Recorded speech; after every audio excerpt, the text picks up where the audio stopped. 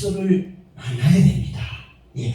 예수 그리스도를 그가 이제 담에색 도상에서 만난 후에 그가 변화를 받아서 그의 생애를 보면 그야말로 자신의 모든 것을 아낌없이 들여서 오직 복음을 위하여 헌신된 삶을 살았던 사람이라는 것을 우리가 성경을 통해서 이렇게 알 수 있습니다.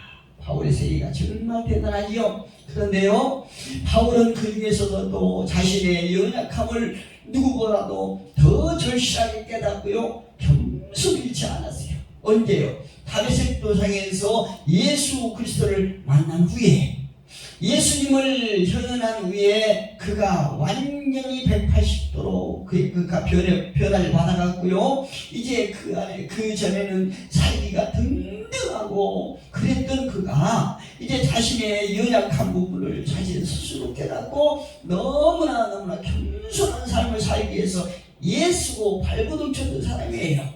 그러나 한편으로는 그가 진리의 복음을 전한 일에는 사도로서 아주 강단 있고 또 결단과 아주 힘찬 가열찬 도전으로 권위 있는 능력을 나타내었던 사람이기도 합니다. 언제요? 복음을 전하는 데 있어서는, 예, 복음을 전하지 않을 때는 복음을 이렇게 벗어나서는 아주 자신의 너무나 연약한 부분을 겸손하게 이렇게 지켰지만, 그러나 복음을 전할 때는 아주 달랐단 말이에요. 그뿐만 아니라 바울은 복음을 위해서라면은 자신의 유익했던 그 어떤 것도 모두 다 배설물로 여겼던 사람입니다. 빌립보 3장 7절 8절에 보니까 그가 이런 말을 합니다. 그러나 무엇이든지 내게 유익하던 것을 내가 그리스도를 위하여 다 해로 여길 뿐더러 또한 모든 것을 해로 여김은 내 주 그리스도 예수를 아는 지식이 가장 고상하기 때문이다. 서두에 말씀드렸던 것처럼 사도 바울은 대단한 지식을 가지고 있었던 사람이에요. 이브리인으로서 또 바리새인으로서 로마 시민권을 가지고 있는 대단한 스펙을 가지고 있던 사람이거든요. 그런데 그가 가지고 있는 그 모든 화려했던 것을 다 배설물로 여긴 것은 나중에 예수 그리스도를 만나고 보니까 예수 그리스도를 아는 것이 가장 고상하다는 것을 알았다는 거지요. 할렐루야. 이 세상에는요, 참으로 좋고 좋아 보이고 또 화려해 보이고 또한 그것만 있으면 우리 인생이 정말 더 바랄 것이 없는 것처럼 이게 생각되는 것들이 있지만, 이 사도 바울의 고백처럼 그 모든 것은 예수 그리스도가 없는 그 모든 것은 다 우리에게 허당이에요. 아무 필요가 없는 것들입니다. 사도 바울이 이렇게 그러하죠. 내 주 그리스도 예수를 아는 지식이 가장 고상하기 때문에 그 모든 것을 배설물로 여겼다는 거죠. 내가 그를 위하여 모든 것을 잃어버리고 배설물로 여김은 그리스도를 얻고 발견하게 하려 합니다. 이렇게 말씀하세요. 저와 여러분도 이 세상을 열심히 성실하게 살아가기를 주님의 이름으로 축복합니다. 그러나 우리가 이 세상을 열심으로 성실하게 살아가지만 그 삶 속에서 예수 그리스도를 얻는 삶, 또 우리가 세상을 살아가면서 예수 그리스도를 알아가는 지식이 그 무엇보다도 고상하다는 것을 여러분이나 저나 반드시 기억하셔야 됩니다. 바울은요, 자신의 존재가 복음을 전하는 것이라고 말하기까지 합니다. 자기가 존재하고 있는 그 이유가, 그 까닭이 복음을 전하기 위해서 자신이 세상에 존재하고 있다, 이렇게 생각했단 말입니다. 그런데 그는 복음을 전하는 과정에서 수많은 고난과 핍박과 박해를 받습니다. 그리고 그것도 부족해서 죽을 고비도 수없이 겪기도 하지 않습니까? 매 맞아서 거의 다 죽어가게 되고 파도에 휩쓸려서 침몰되는 그 지금까지 놓이게 됐습니다. 그가 복음을 위해서 걸어온 길은 험하고 너무나 외로운 광야길이었다는 거지요. 그런데 그런 험한 광야길을 가는 도중에 커다란 위로를 받게 되는 그런 동기가 있었어요. 그것은 다름 아닌 오늘 본문에 나온 베레아 지역에서 복음을 전하게 되는데요. 그곳 사람들을 통해서 그가 복음을 전하는 보람을 느끼고 힘을 얻게 됩니다. 바울도 인간인데 복음을 전하면서 왜 지치지 않았겠어요? 왜 분노가 없었겠습니까? 왜 증오가 없겠습니까? 그런데 그 과정 속에서 베레아라고 하는 지역이 참 보잘것거든요. 별로 일이 나지 않았어요. 아주 저 언덕에 있는 아주 교통도 안 좋고 많은 사람들이 어떤 교제가 이루어지기 힘든 그런 보잘것없는 곳에 위치한 베레아 지역에 가서 복음을 전하는데요.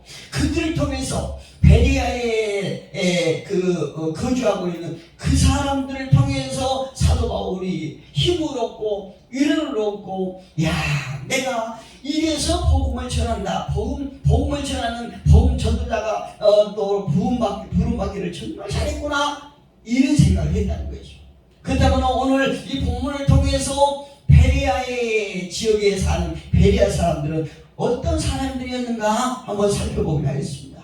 먼저 베레아 사람들은 오늘 성경에 보니까 아주 신사적이었다고 그러네요. 11절에 보니까 이렇게 기록되고 있죠. 베레아에 있는 사람들은 데살로니가에 있는 사람들보다 더 너그러워서 그렇게 얘기했어요. 너그러웠다는 거죠. 아주 신사적이었다는 거죠. 여기서 신사적이었다고 하는 것은 국어 사전을 보면 공평하다는 거죠. 복음을 전하다 보면 그렇잖아요. 예수를 전하다 보면 예수님이 이 세상에 존재하지 않는다고 생각하는 사람도 있어요. 무슨 그런 인물이 있는가, 그런 존재가 있을 수가 있는가, 전혀 인정하지 않아요. 그런데 베레아 사람들은 공평하니 또한 고상한 마음으로 그 사도 바울의 입술을 통해서 전하는 그 복음을 잘 들었다는 거죠. 너그러운 마음으로, 아주 고상한 마음으로, 아주 고상한 마음으로 공평한 마음을 가지고 들었다는 것입니다. 많은 사람들은요, 자신의 것이 옳다고만 생각하는 사람들이 있어요. 또 자신의 삶의 방식만을 옳다고 고집하는 사람들이 있거든요. 내가 살아보니까 이게 맞다 하고 그게 신념이 돼서 다른 사람의 이 얘기를 전혀 들으려 하지 않는 사람들이 있습니다. 그러나 베레아 사람들은 스스로를 객관적으로 볼 수 있는 공평한 마음을 지닌 사람들이었다고 성경은 말하고 있습니다.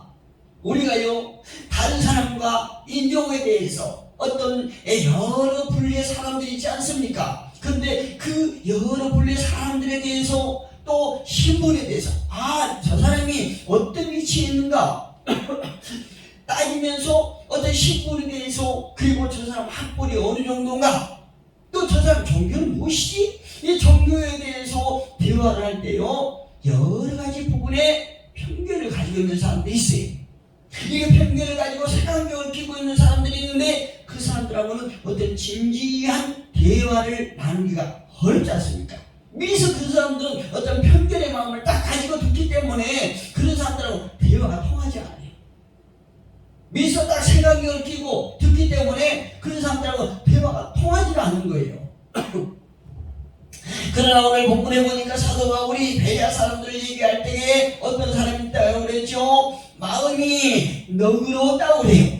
특히 너그럽다고 그러는데 누구보다 너그럽다는 거죠? 데살로니가에 있는 사람들보다. 데살로니가 사람들이 어땠을까요? 오늘 본문 13절을 봅니다. 데살로니가에 있는 유대인들은 바울이 하나님의 말씀을 베레아에서 전하는 줄을 알고 거기도 가서 무리를 움직여 소동하게 하는 자신들만 복음을 듣지 않은 것이 아니라 그 전에 데살로니가에서 복음을 전했던 사도 바울을 핍박했는데 나중에 자신들이 다 듣고 보니까 그 외모를 별로 어떤 호감이 가지 않는 이 사람이 베레아에 가서 또 그 이상한 예수를 전한다고 그러네. 그 그 소리를 듣고 베레아까지 쫓아가서 그 사람들을 자꾸 이렇게 어떤 비방하고 어떤 그 사람들까지 베레아 사람들까지 사도 바울을 통해서 복음을 듣지 못하도록 방해했다는 거죠.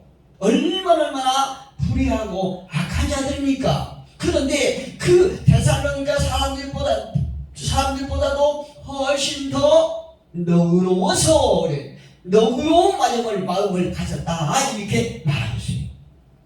우리가 예전에도 이제 지금은 가면 갈수록 이제 전도길이 막히고 전도하기가 힘든 그런 시대가 이제 접어들지 않습니까? 그런데 몇 년 전만 해도 노방에서 전도를 하고 또 가정 가가호의 방문하면서 전도를 하고 그런 일들이 아주 있었지 않습니까? 열심으로 이 나라가 이게 잘 된 거는 그렇게 성령이 일어서 열심히 복음을 전하는 그 결론이나 그 열매라고 생각합니다. 그런데 안타깝게도 가면 갈수록 이제 복음을 전하는 길이 막히고 있어요. 열정도 식어가고 있습니다. 그런데 몇 년 전에 우리가 복음을 전하다 보면 복음을 잘 받아들이는 이런 층들이 있거든요. 그런데 그 복음을 잘 받아들이는 그런 시기가 어디냐면은 청소년 시기예요. 할렐루야. 왜 청소년 시들이 그 시기에 복음을 잘 받아들이는지 아시나요? 그건요, 그 청소년 시기에 어떤 사물에 대한 선입관이나 편견이 더 형성될 때예요.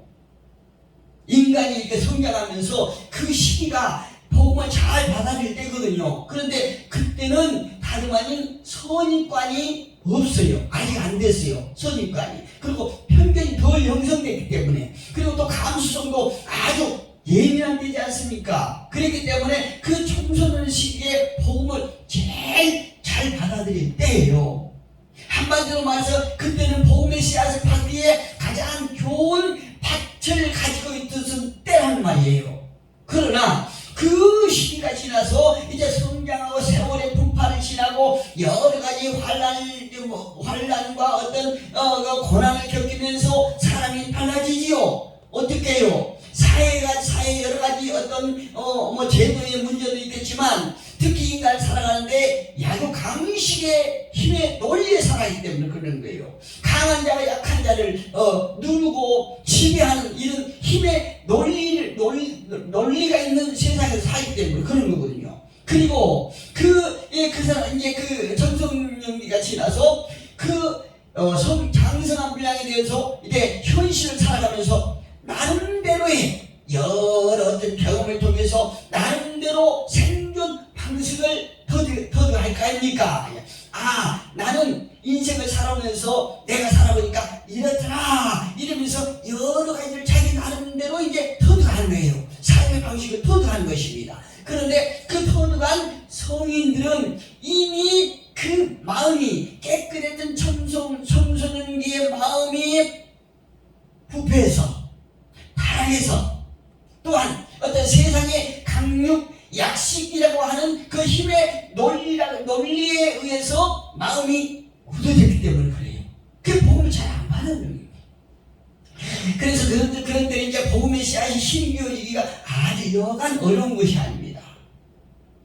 우리가 참 예수 믿는 사람들 중요한 건요, 우리가 예수를 처음에 영접할 때 그때 순수했던 마음을 어떻게 하든지 유지하기 위해서 예수고 발버둥쳐야 돼요.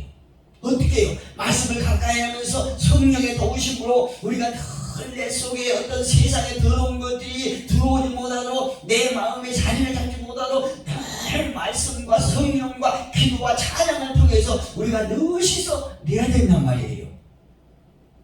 오늘 성경을 보니까 베레아 사람들은 오늘날의 성도들에게 더 큰 경각심을 요구하고 있는 상황입니다. 왜요? 많이 부패되고 어떤 딱딱한 마음이 굳어진 오늘날의 성도들 마음을 이 베레아 사람들을 통해서 도전밖에 안 되는 거죠. 그 다음 베레아 사람들은 어떤 사람들이었을까요? 간절한 마음으로 말씀을 받았다고 얘기하거든요. 오늘 본문 15절에 보니까 11절에 보니까 그러잖아요. 베레아에 있는 사람들, 데살로니가에 있는 사람들보다 더 너그러워서 간절한 마음으로 말씀을 받고 간절한 마음으로 말씀을 받았다고 그러는 것이요. 사도 바울이 자신의 책 로마서 10장 17절에도 이렇게 말해요. 믿음은 들음에서 나며 들음은 그리스도의 말씀으로 말미암았다. 할렐루야. 믿음은 믿음이란 거는 들으면서 나는 거예요. 들으면서 믿음이 생긴다는 거죠. 아니, 예수에 대해서 듣지 않으면 어떻게 믿음이 생기겠습니까? 우리가 말씀을 들으면서 믿음이 생기는 것이에요. 베레아 사람들은 그래서 말씀을 특히 간절한 마음으로 받았다는 것이요. 간절한 마음으로. 이 말은 다시 말씀드리면 궁극적으로는 성령의 역사와 어떤 감동으로 말미암아서 그들이 이렇게 말씀을 간절한 마음으로 받았다는 것이에요. 어떤 인간의 인위적이 아니라, 인위적뿐이 아니라 성령께서 도와주심으로 그런 마음을 그 베레아 사람들에게 주었다는 것입니다. 인간의 마음이요, 편견과 아직 그리고 죄악으로 완악해지면 복음을 접할 때에 본능적으로 거부하게 되세요. 왜 그런가요? 아담 이후로 인간 어떤 본성이 아주 완악하기 때문에, 죄성이 있기 때문에 우리 인간의 본성으로만 말씀을 들으면 그 말씀을 이렇게 거부하게 되자는 얘기죠. 우리 마음밭이 그렇게 옥토밭이 아니라 아주 다갈밭이나 볼짝밭, 가시밭 이런 밭이 됐기 때문에 우리 인간의 본성만을 보면 말씀을 받을 수가 없어요. 말씀을 우리가 들으면 우리가 말씀과 내 신념과 충돌하게 돼 있거든요. 그러니까 거부하게 되는 거예요. 그러나 우리가 본능을 떠나서 어떻게 말씀을 받을 수 있느냐? 요한복음 1장 9절에서 9절 이하에 보니까 이렇게 말씀하세요. 참빛 곧 세상에 와서 각 사람에게 비추는 빛이 있었나니 누굽니까? 하나님의 아들 예수죠. 예수를 소개하고 있습니다. 비추는 빛이 있었나니 그가 세상에 계셨으며 세상은 그로 말미암아 지은 바 되었으되 세상이 그를 알지 못하였고 저와 여러분을 예수 그리스도, 그러니까 창조주 하나님께서 저와 여러분을 지으셨다는 거죠. 그런데 그분이 이 세상에 오셨는데 애초에 저와 여러분이 그를 알지 못했다는 거죠. 못하였고 자기 땅에 오매 자기 백성이 영접하지 아니했으나, 영접하지 않았다는 거요. 우리가 우리를 지으신 창조주를 알지 못하고 그를 보지 못하고 영접하지 못했다는 거예요. 왜 그렇습니까? 성령께서 도와주지 아니하시면 우리는 그를 알아볼 수 없고 믿을 수가 없거든요. 왜요? 우리의 마음은 본성이 완악하기 때문에, 거칠기 때문에, 그래서 알 수가 없다는 얘기예요. 그러나 영접하는 자, 곧 그 이름을 믿는 자들에게는 하나님의 자녀가 되는 권세를 주셨으니, 할렐루야.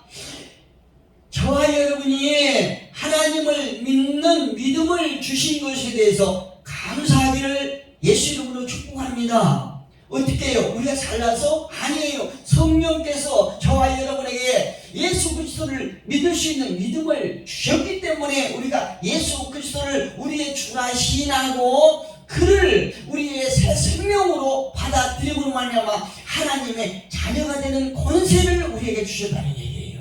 얼마나 귀합니까? 이런 권세가 이런 혈통으로나 육정으로나 사람의 뜻으로 나지 아니하고 오직 하나님께로부터 난 자들이니라. 할렐루야. 하나님께서 믿을 수 있는 믿음을 주시지 아니하면 우리는 믿을 수가 없다는 거지요.